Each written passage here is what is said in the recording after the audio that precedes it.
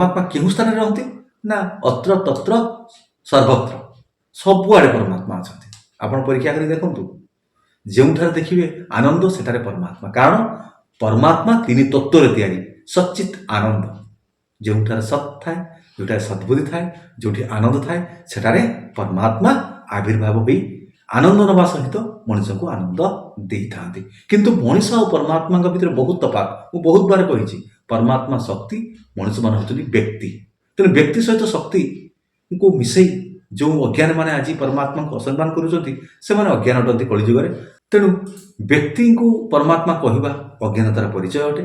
तेणु परमात्मा जानिले सच्चित आनंद, किंतु व्यक्ति बा मनुष्य तांकर कौ तत्व तैयारी से ना कौन ना आपंकर पांच तत्व तैयारी अग्नि, वायु, जल, आकाश, माटी। ये पंच तत्व भी परमात्मा द्वारा सृष्टि। तेणु मनुष्य मान होती व्यक्ति मान होती परमात्मा खेलना अटंती।